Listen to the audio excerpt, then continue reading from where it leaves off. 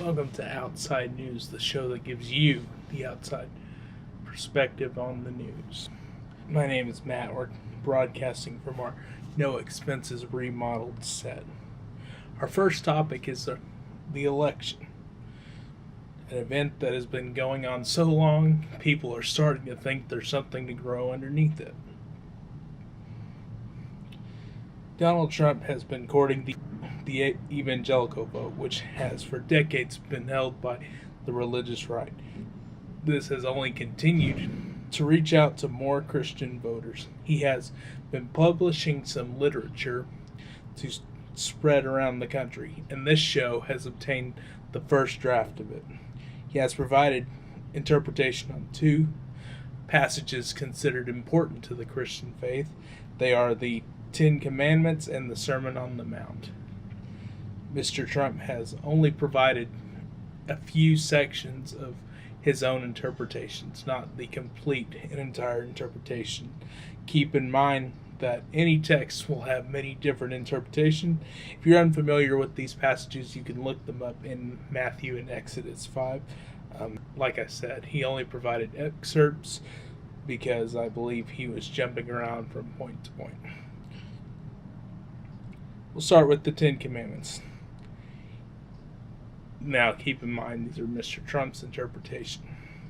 You shall not have any gods before Trump, because only he can make things right with his outlandish promise. You shall not make for yourself an image unless it is a 6-foot-tall painting you bought with other people's money.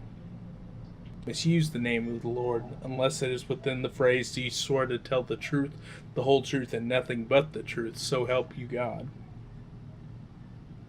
You shall observe the Sabbath by resting and making sure all the employees don't file for overtime.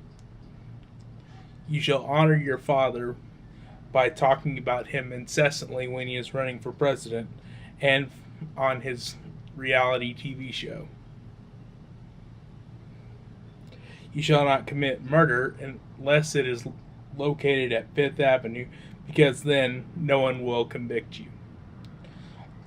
You shall not steal unless it is from independent contractors or the students enrolled in Trump University. You shall not steal unless it is from independent contractors or the students of Trump University.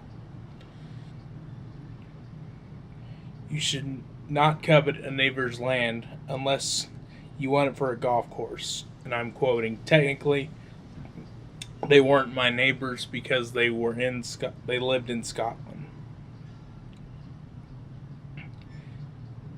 You shall not give false testimony unless it is on cable news, Twitter, or in a courtroom. You shall not take any land that belongs to your neighbor unless it is located on prime real estate to build a wall. To be fair, Mr. Trump identifies as a Christian, and he also provided some excerpts of his interpretation of the passage, the Sermon on the Mount, which is in the New Testament. You have heard it said, "You shall not commit adultery," and you really shouldn't, unless you marry a supermodel that is 20 years younger than the last model. Someone who divorces can have more than one wife and still be within the, quote, traditional definition of marriage, consisting of one man and one woman at a time. Marrying more than one woman at a time will get you a reality show on TLC.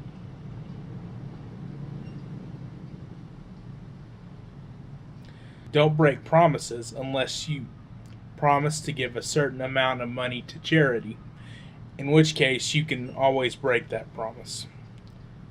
He added some extra comments in this one. You have heard it said, "An eye for an eye and a tooth for a tooth," and then he writes off to the side, "I like this one." And threaten to sue anyone before they can ever think of suing you. The more petty, the better. If you have to pray out loud, babble words, the best words. Don't build for yourselves treasures on earth. Rather, just melt them down into 2 chairs for you and your vice president to sit in for awkward news interviews. Don't worry, because I can fix every problem, especially those I know nothing about.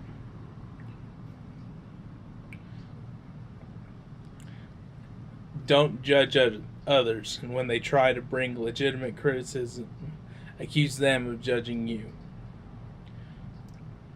Now I'd like to speak with you, the audience, since I see no way of changing the Trump campaign or the delegates that voted for him. I know some of you are saying, what makes me say he isn't a Christian? The following passage gives me some criteria on which I make this decision.